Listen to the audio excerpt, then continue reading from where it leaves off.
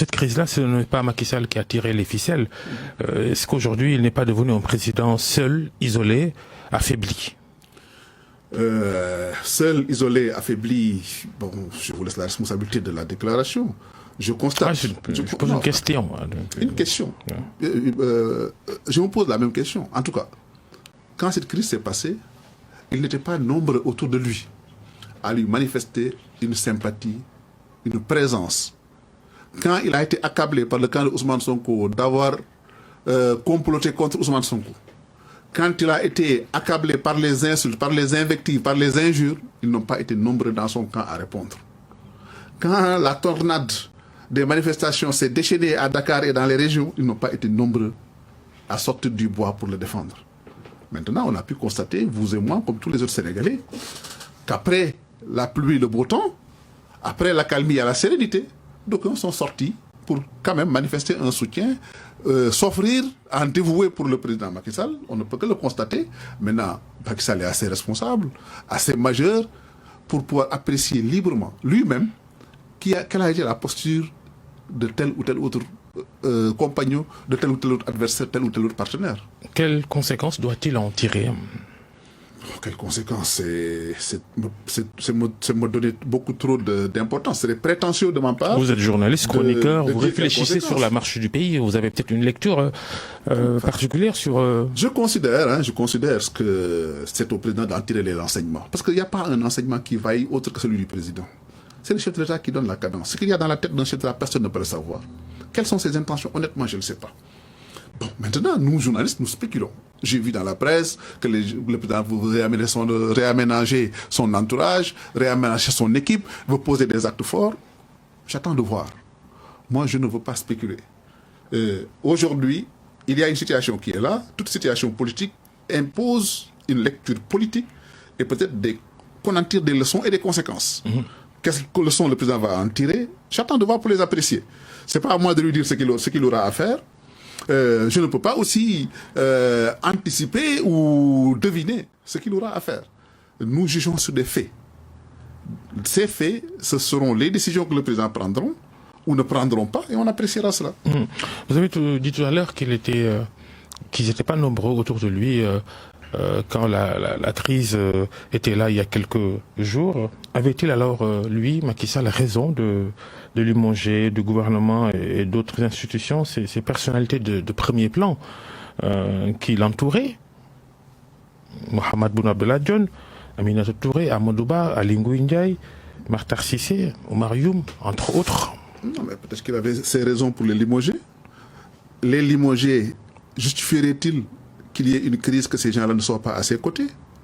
Si c'est le cas, peut-être il n'avait pas à regretter alors de les avoir limogés. Si les gens sont dans l'état d'esprit que limogés de postes qu'ils occupaient pendant longtemps... Il a choisi d'autres à leur place. Non, mais il a choisi d'autres, mais ça veut dire... Mais justement, on choisit toujours d'autres à la place de quelqu'un qu'on limoge. Mais je veux vous dire que si ces personnes que vous citez n'ont pas été aux côtés du président, parce qu'ils avaient été limogés par le président, je pense à la place du président, je n'aurais pas regretté de les avoir limogés. Je ne dis pas que c'est leur posture. Mais vous êtes un journaliste, je sais pourquoi vous posez la question. Il y en a qui ont fait des sorties. Dans vos antennes et ailleurs, on a vu et on sait que pendant la crise, ils ont eu d'autres postures. C'est justement pour ça que vous posez la question. Donc, vous voyez un peu, il y a quelqu'un qui disait que dans une mosquée de lièvre ou de lapin, on ne doit pas pouvoir montrer qu'on a les oreilles les plus longues. On se comprend.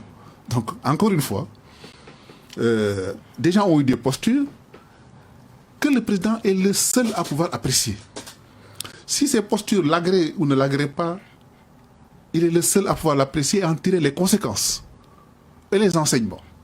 Peut-être que ça lui permettra effectivement de mieux voir ce qu'il aura à faire à l'avenir.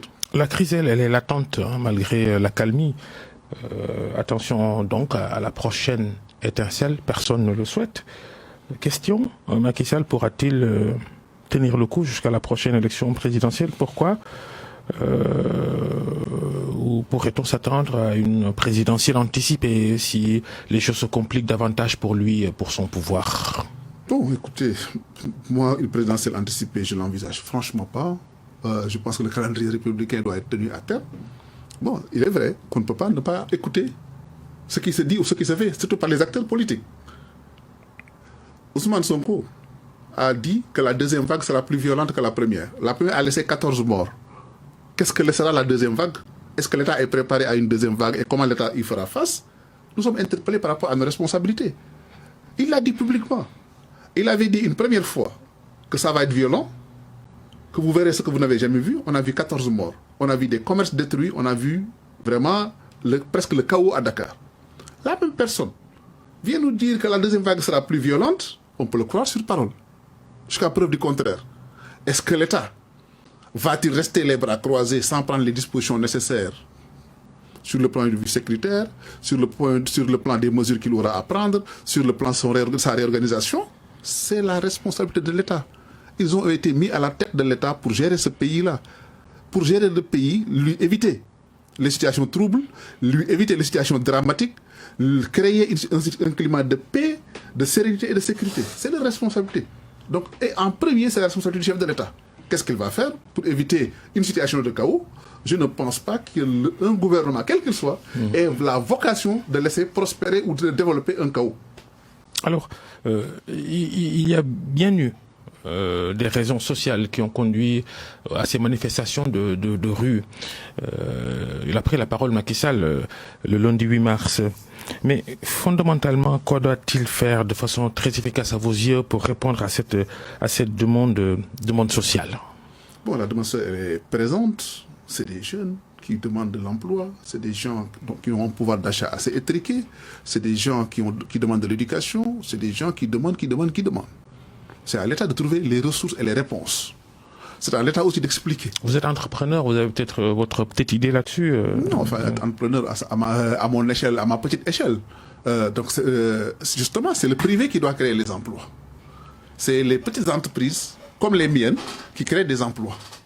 Peut-être que par mes petites activités diverses, votre expérience d'entrepreneur, pour vous, les meilleurs chemins possibles pour offrir du travail aux jeunes? Oui, mais justement, façon globale. C'est ce que je suis en train de vous expliquer. Façon globale, pas pour vous, pas de votre part. Hein. C'est l'investissement, c'est que l'État mette en place des politiques publiques pour les accompagner. Et justement, c'est cela qui est attendu. Maintenant aussi, il y a un problème. On ne peut pas demander des créations d'emplois et détruire des emplois. Combien d'emplois ont été perdus par cette bourrasque-là? Les jeunes qui demandent des emplois et qui cassent des commerces, qui cassent des emplois. Quels sont les emplois qui ont été perdus? J'ai vu dans la presse que plus de 2000 emplois ont été perdus entre les Auchan et les Total. C'est des emplois de Sénégalais.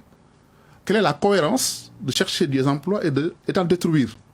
Quelle est la cohérence de chercher de la valeur ajoutée dans l'économie et de casser cette valeur ajoutée de l'économie? Donc, il y a un problème de ce côté de vue-là. Je pense que les jeunes qui demandent l'emploi, c'est légitime qu'ils demandent cet emploi-là. C'est tout à fait légitime et il appartient à l'État de trouver les réponses à cela. L'État ne peut pas à lui seul créer les emplois, créer les conditions pour qu'il y ait des emplois. Il y a des initiatives qui sont prises. Elles sont suffisantes, elles ne sont pas suffisantes. On appréciera cela.